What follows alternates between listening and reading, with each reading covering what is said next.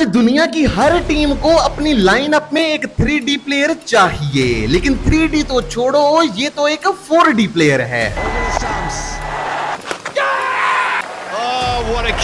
आज पूरी दुनिया तो इस प्लेयर की फील्डिंग की दीवानी है।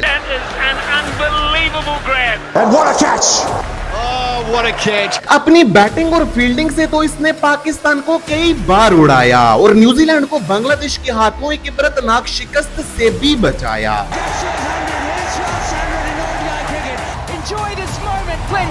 जी हाँ, मैं बात कर रहा हूँ currently one of the best fielder in the cricket world की। मैं बात कर रहा हूँ ग्लेन फिलिप्स की। Glenn Phillips, the lifetime memory to Glenn Phillips. तो ये डेट थी 6 दिसंबर 1996 जब ग्लेन फिलिप्स ने साउथ अफ्रीका के शहर ईस्ट लंदन में आंख खोली। जी हाँ, आपने बिल्कुल ठीक सुना, ग्लेन फिलिप्स साउथ अफ्रीका के शहर ईस्ट लंदन में पैदा हुए थे। लेकिन जब ग्लेन फिलिप्स सिर्फ 5 साल के थे तो उनकी फैमिली साउथ अफ्रीका से न्यूजीलैंड के शहर ऑकलैंड में आ गई थी। स्पोर्ट्स के साथ मोहब्बत ग्लेन फिलिप्स के डीएनए में थी। जहां पर ग्लेन फिलिप्स के दादा साउथ अफ्रीका में एक फॉर्मर फुटबॉलर रहे थे, वहीं पर ग्लेन फिलिप्स के फादर भी साउथ अफ्रीका में प्रोविंशियल लेवल पर हॉकी खेल चुके थे और उनकी मदर भी साउथ अफ्रीका बी टीम के लिए नेशनल लेवल पर हॉकी खेल चुकी थी। इसीलिए जब ग्लेन फिलिप्स ने यह ख्वाहिश जाहिर की कि उन्हें स्पोर्ट्स को अपना करियर बनाना है तो उन्हें किसी भी किस्म की मुखालफत का सामना नहीं करना पड़ा। लेकिन यहाँ पर बड़ी कंफ्यूजन ये थी कि वो कौन सी स्पोर्ट को अपना करियर बनाएंगे, क्योंकि वो अपने स्कूल में हॉकी भी खेला करते थे और फुटबॉल भी। लेकिन फिर एक क्रिसमस गिफ्ट ने उनकी सारी कंफ्यूजन दूर कर दी जब उनके वालिद ने एक दफा क्रिसमस के मौके पर उन्हें क्रिकेट बैट गिफ्ट कर दिया। और फाइनली ना तो हॉकी और ना ही फुटबॉल, ग्लेन फिलिप्स ने क्रिकेट को अपना करियर बनाने का फैसला कर लिया था। अब उनके वालिद भी क्रिकेट के बड़े ही शौकीन थे और क्योंकि वो अपने टाइम पर एक प्रोफेशनल एथलीट रहे थे, इसीलिए वो ग्लेन फिलिप्स को बचपन से ही बहुत ही टफ ट्रेनिंग करवाया करते थे। और जब ग्लेन फिलिप्स ने क्रिकेट को अपना करियर बनाने का फैसला किया था तो उनके वालिद उन्हें जॉन्टी रोड्स की वीडियोस दिखाया करते थे और उन्हें ये बोला करते थे कि तुम्हें भी जॉन्टी रोड्स जैसा ही फील्डर बनना है। इसीलिए ग्लेन फिलिप्स भी अपने बचपन के बाद जब वो थोड़े से जवान हुए तो उन्होंने अपनी उसी टफ ट्रेनिंग को जारी रखा, क्योंकि वो जानते थे कि क्रिकेट की गेम में फिटनेस कितनी ज्यादा अहम होती है। ग्लेन फिलिप्स ने क्लब क्रिकेट ज्वाइन की और फाइनली साल 2015 में ग्लेन फिलिप्स के करियर को एक ब्रेक थ्रू मिला जब साल 2015 की फोर्ड ट्रॉफी में ग्लेन फिलिप्स को न्यूजीलैंड की डोमेस्टिक क्रिकेट में उनका लिस्ट ए डेब्यू करने का मौका मिल गया और अपने डेब्यू मैच पर ही उन्होंने 55 रन की एक बेहतरीन नॉक खेल डाली। और उनकी इस बेहतरीन परफॉर्मेंस को देखते हुए साल 2016 के अंडर 19 वर्ल्ड कप के लिए उन्हें न्यूजीलैंड अंडर 19 टीम के साथ बांग्लादेश भेज दिया गया। इस पूरे अंडर 19 वर्ल्ड कप में ग्लेन फिलिप्स ने अपनी बैटिंग के साथ हर किसी को इंप्रेस किया और साथ में उनकी विकेट कीपिंग और ग्राउंड फील्डिंग भी बड़ी ही शानदार थी, जिसने हर किसी को उनका गर्विदा बना दिया था। अंडर 19 वर्ल्ड कप 2016 से वापस जाने के बाद साल 2016-17 का डोमेस्टिक सीजन ग्लेन फिलिप्स के लिए लिटरली एक ब्रेकआउट साबित हुआ। सुपर स्मैश 2016-17 के सीजन में ग्लेन फिलिप्स ने तबाही मचाकर रख दी, जहां पर उन्होंने 40 प्लस की बैटिंग एवरेज और एक इंप्रेसिव स्ट्राइक रेट के साथ 369 रन बना डाले और इसमें उनकी एक बेहतरीन सेंचुरी भी शामिल थी, जहां पर उन्होंने 116 रन बनाए थे। न सिर्फ उस साल के सुपर स्मैश में बल्कि उसी साल ही लिस्ट ए क्रिकेट और फर्स्ट क्लास क्रिकेट में भी ग्लेन फिलिप्स ने सेंचुरीज स्कोर की थी। और उनकी इस बेहतरीन परफॉर्मेंस के बावजूद भी उन्हें न्यूजीलैंड की T20 टीम का हिस्सा नहीं बनाया गया था। लेकिन फिर एक ट्रेजेडी ने ग्लेन फिलिप्स के करियर की काया पलट कर रख दी। Yeah, gets a good bit of it. He knows it straight away. The roar of delight comes out.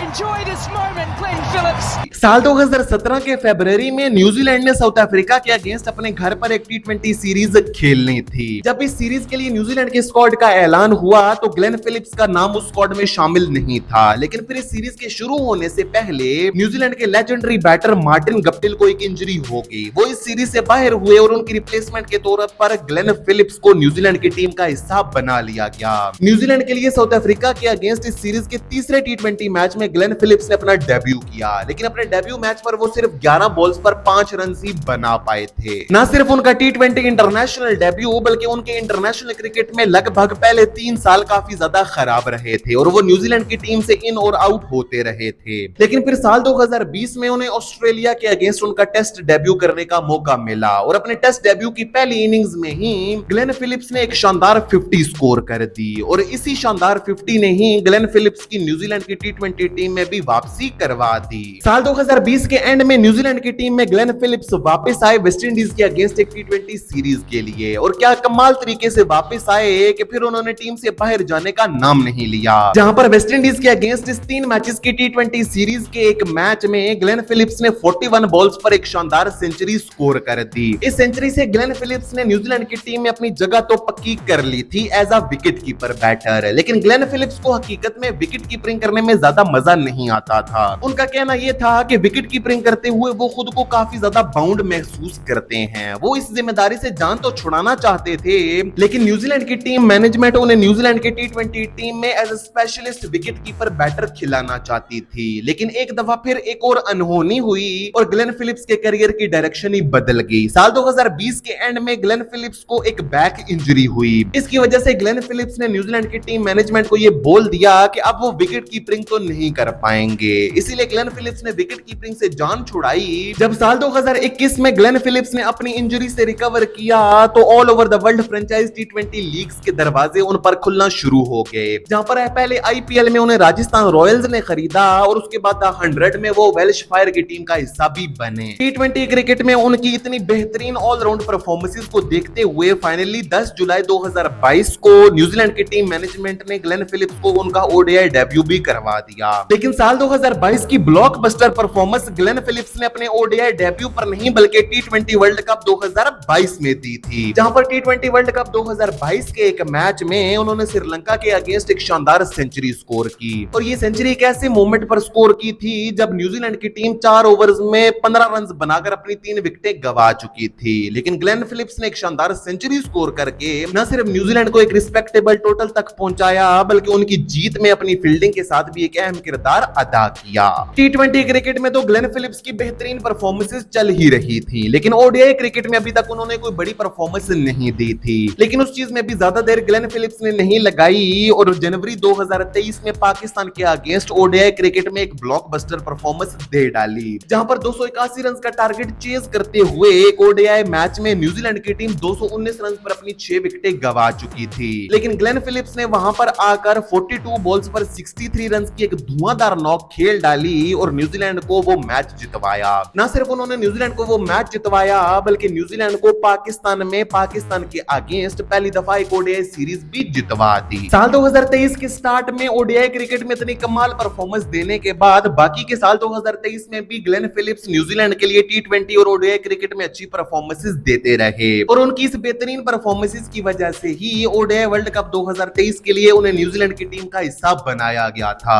ODI world cup 2023 में ग्लेन फिलिप्स बैट के साथ टाइम टू टाइम अच्छी परफॉर्मेंसेस न्यूजीलैंड के लिए देते रहे थे, लेकिन उनकी ब्लॉकबस्टर परफॉर्मेंस इस ओडीआई वर्ल्ड कप में बैट के साथ नहीं बल्कि बॉल के साथ आई थी, जहां पर ऑस्ट्रेलिया के अगेंस्ट एक हाई स्कोरिंग मैच में न्यूजीलैंड के सारे जेन्युइन बॉलर्स को मार पड़ रही थी। वहीं पर ग्लेन फिलिप्स ने 10 ओवर्स में 37 रन देकर 3 विकेटें हासिल की थी। थ्रू आउट द टूर्नामेंट अपनी इन कमाल परफॉर्मेंसेस से ग्लेन फिलिप्स न्यूजीलैंड को उस ओडीआई वर्ल्ड कप के सेमीफाइनल तक लेकर गए थे, लेकिन अनफॉर्चुनेटली वो न्यूजीलैंड को सेमीफाइनल मैच जितवा ना सके। ओडीआई वर्ल्ड कप 2023 में इतनी कमाल परफॉर्मेंसेस के बाद फाइनली साल 2023 के दिसंबर में ग्लेन फिलिप्स की न्यूजीलैंड की टेस्ट टीम में भी वापसी हुई। बांग्लादेश के अगेंस्ट 2 मैचेस की टेस्ट सीरीज के पहले टेस्ट मैच में ग्लेन फिलिप्स ने 5 विकेटें हासिल की और 42 रन की एक बेहतरीन नॉक भी खेली, लेकिन अनफॉर्चुनेटली वो न्यूजीलैंड को वो टेस्ट मैच जितवा ना सके। लेकिन इस सीरीज का दूसरा टेस्ट मैच जो कि न्यूजीलैंड की टीम हारने की कगार पर खड़ी थी, लेकिन इस टेस्ट मैच की पहली इनिंग्स में ग्लेन फिलिप्स ने 87 रन बनाए, लेकिन दूसरी इनिंग्स में न्यूजीलैंड की टीम 137 रन का टारगेट चेज करते हुए 69 रन पर अपनी 6 विकेटें गंवा चुकी थी। लेकिन ग्लेन फिलिप्स हार मानने को तैयार नहीं थे। उन्होंने मिचेल सेंटनर के साथ 70 रन की एक बेहतरीन पार्टनरशिप की और 40 रन नॉट आउट बनाकर न्यूजीलैंड को एक इबरतनाक शिकस्त से भी बचाया।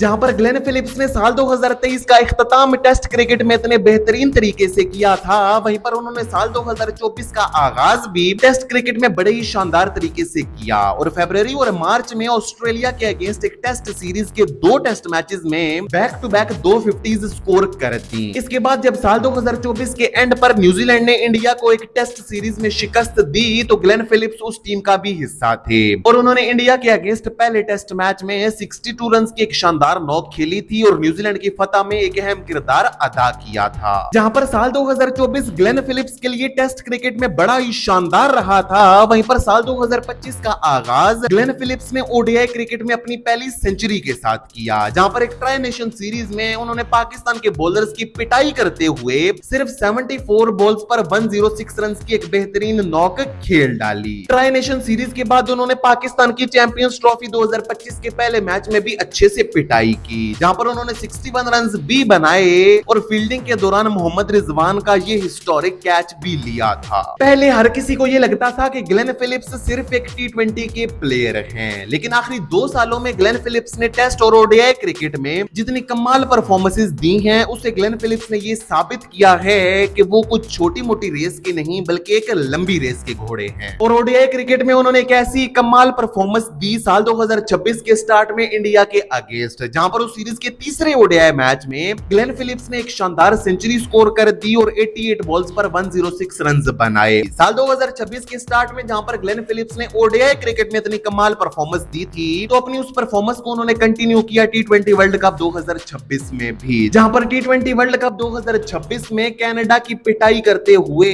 उन्होंने सिर्फ 22 बॉल्स पर 50 स्कोर कर दी और ये किसी भी न्यूजीलैंड के प्लेयर की T20 वर्ल्ड कप में फास्टेस्ट 50 भी है और उन्होंने इस मैच में 36 बॉल्स पर 76 रन भी बनाए थे। अपने आईपीएल 2026 के एक बेकार सीजन का इख्तिताम करने के बाद ग्लेन फिलिप्स इंडिया से पहुंचे इंग्लैंड और इंग्लैंड के अगेंस्ट जून 2026 में ग्लेन फिलिप्स ने दूसरे टेस्ट मैच में अपने टेस्ट करियर की पहली सेंचुरी स्कोर कर दी और इसी के साथ ही ग्लेन फिलिप्स न्यूजीलैंड के वो तीसरे प्लेयर बने ब्रेंडन मैकलम और मार्टिन गप्टिल के बाद जिन्होंने न्यूजीलैंड के लिए तीनों फॉर्मेट्स में सेंचुरीज स्कोर कर रखी हैं। नो डाउट अभी तक ग्लेन फिलिप्स ने न्यूजीलैंड के लिए इंटरनेशनल क्रिकेट के अपने पहले चंद साल बड़े ही बेहतरीन तरीके से गुजारे हैं और हम ये उम्मीद करते हैं कि ग्लेन फिलिप्स अपनी इन बेहतरीन परफॉर्मेंसेस को कंटिन्यू करते हुए न्यूजीलैंड को एटलीस्ट एक ओडीआई वर्ल्ड कप या फिर T20 वर्ल्ड कप ट्रॉफी तक तो जरूर लेकर जाएंगे।